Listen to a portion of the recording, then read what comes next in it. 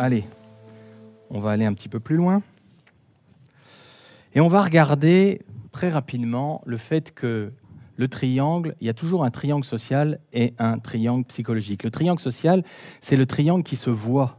Et vous voyez, le PSV, persécuteur, sauveteur, victime, est à l'extérieur du triangle.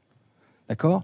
Mais en fait, ce qui se passe, c'est que le premier ici qui est visible correspond au niveau social, mais celui qui est à l'intérieur ici, vous voyez le P, le V et le S, à l'intérieur du triangle, c'est justement les postures intérieures de persécuteurs, de sauveteurs, de victimes au niveau psychologique.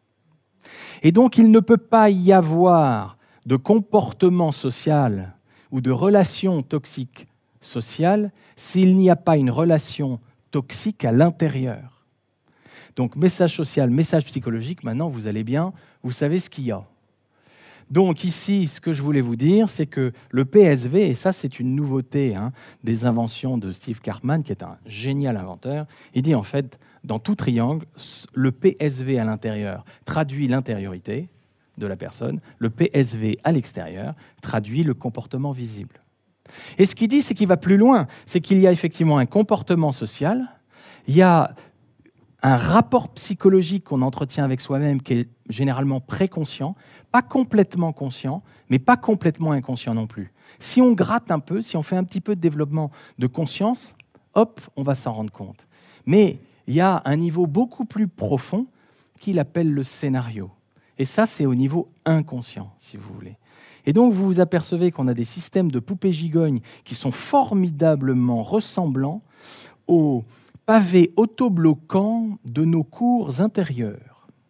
C'est-à-dire en fait que quand vous mettez un pavé à l'extérieur, vous avez le pavé correspondant à l'intérieur jusqu'à une profondeur, si vous voulez, scénarique, qui fait que ce n'est pas si simple de changer juste le comportement extérieur, parce qu'il va falloir changer le rapport à soi, voire même aller chercher à l'intérieur de soi des choses qui sont hors de notre champ de conscience, c'est-à-dire l'inconscient.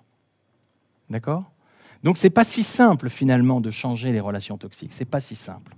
Alors, je voudrais vous montrer maintenant des exemples simples de changement de rôle. Alors, on a donc le PSV et vous avez la transaction qui est mise par Monsieur Vert vers le sauveteur de Monsieur Bleu.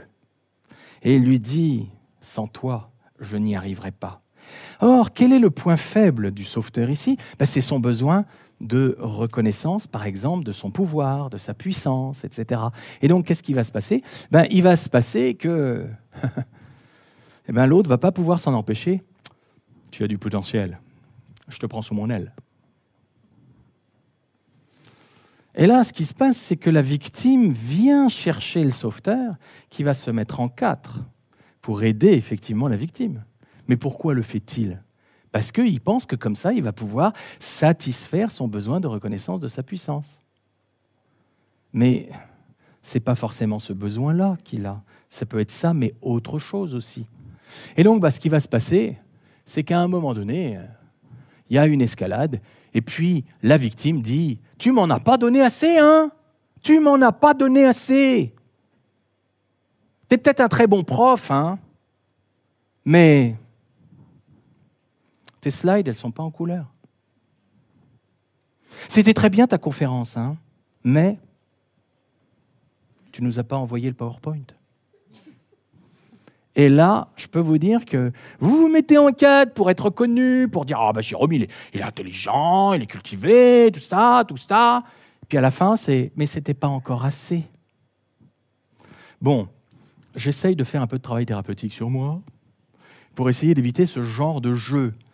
Mais néanmoins, moi j'aime bien être là, hein. J'aime bien faire le guignol. Mais dans ma famille, on a tous eu envie de faire du théâtre. Sauf que quand on est chrétien, vous finissez la phrase ? Ou je la finis moi-même ? Il ne faut pas se mettre en avant. Alors comment vous faites ?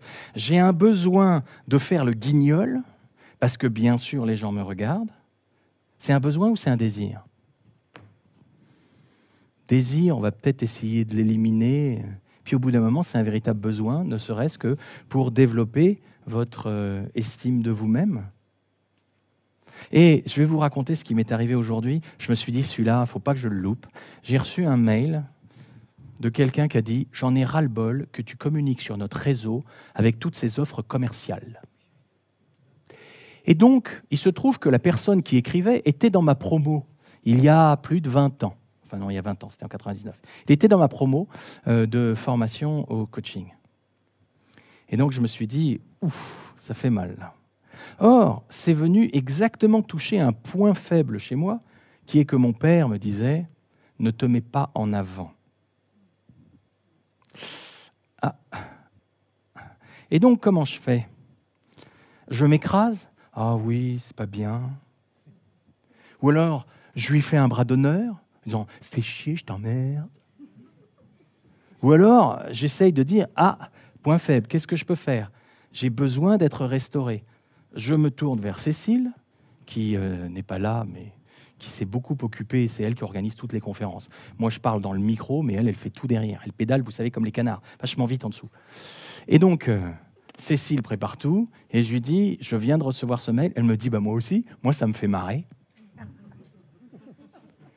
Et là, j'ai dit, ah oui, mais toi, tu n'as pas le même point faible que moi. Et donc, j'ai travaillé en disant comment je peux satisfaire mon besoin positivement au lieu de reprocher à l'autre qui vient m'alpaguer à un endroit qui n'est pas très confortable pour moi. Vous voyez? À chaque fois, ça se refait. Il faut que je refasse le dialogue intérieur.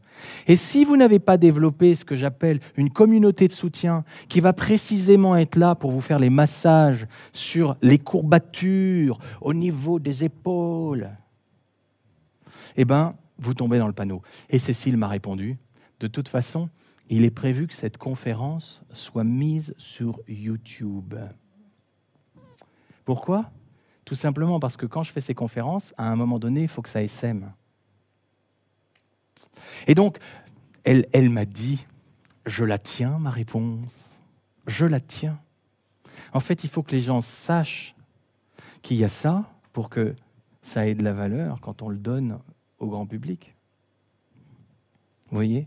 Et donc, moi, ça m'a restauré. Et je me suis dit, c'est bien, il ne faut pas que je regarde le trou que ce mail a fait en moi, parce que sinon, je risque de tomber dedans. Il faut que je regarde ailleurs. Mais n'empêche que j'avais une communauté de soutien qui pouvait m'aider. Sachez qu'il ne peut pas y avoir de relation toxique si vous n'avez pas de point faible. Ce n'est pas possible. Et l'autre a un talent, mais inné, mais je ne sais pas comment il fait, pour trouver le truc, le poil de grenouille près qui vous fait mal. Et là, il dit, t'as vu que t'as un poireau, là? Hein? T'as vu? C'est la tache sur le manteau d'Hermine.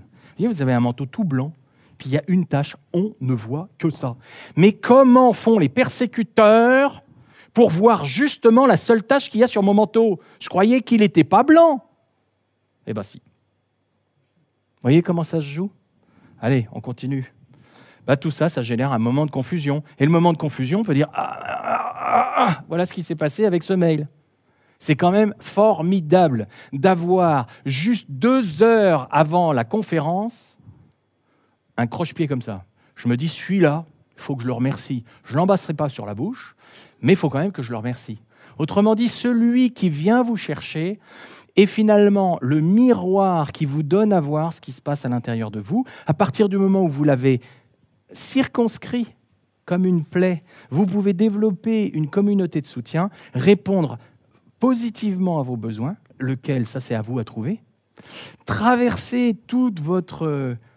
faire la spéléologie de vos émotions, les émotions parasites, pour atteindre l'émotion vraie, pour identifier votre vrai désir, votre vrai besoin, et remonter à la surface en disant « Ok, je vais satisfaire ce vrai besoin ». Et donc, toutes les personnes qui sont persécutrices ou qui sont sauveteuses vis-à-vis de vous sont en fait des malédictions. Mais bon, il n'y a que vous qui puissiez le dire. Parce que alors là, c'est « Non, mais tu verras, quand tu seras sorti de ce problème, tu pourras dire qu'il y avait un cadeau caché. Tu veux mon poing dans la gueule ?» Ce que je veux dire, c'est qu'à partir du moment où vous accompagnez quelqu'un qui est dans une relation toxique, ne bouffez pas sur sa carte de crédit. C'est-à-dire, ne lui dites pas, mais tu verras, il y a un cadeau caché dans toutes ces relations. Quand ça fait mal, ça fait mal. Asseyez-vous à côté de la personne et souffrez avec. C'est-à-dire développer de la compréhension, développer du réconfort, développer tout ça. Et quand je dis ça, je ne le dis pas pour ceux qui vous emmerdent, je le dis pour votre triangle psychologique à l'intérieur de vous. Comment prenez-vous soin de vous? Je ne vous demande pas d'aller convertir le triangle comportemental de l'autre. Je vous suggère simplement de revenir à vous en disant « Mais quel est mon besoin ? Quel est mon désir ? Quelle est ma ressource ? Quelles sont mes créativités, mes lieux de créativité ? Comment j'établis des relations qui sont nourrissantes ?» Vous voyez, dès lors que vous vous posez ces questions, ce qui se passe, c'est que vous vous mettez en lien avec votre prince. Et ce qui se passe, c'est que la trilogie prince, crapaud, masque peut s'apparenter à un quantum énergétique de 100. Comment vous allez utiliser ces 100%? Alors, il y a une bonne nouvelle. L'observation clinique dit que le masque plus le crapaud a une énergie toujours inférieure au prince potentiellement. C'est bon pour le moral. C'est-à-dire que dès lors que vous commencez à vous rencontrer, vous allez créer les conditions pour que l'énergie positive fasse fondre le crapaud et fasse aussi descendre les masques. Mais quand vous ne connaissez pas votre prince, comment vous faites? Quand vous connaissez que votre crapaud ou que vos masques, comment vous faites? Vous faites au mieux.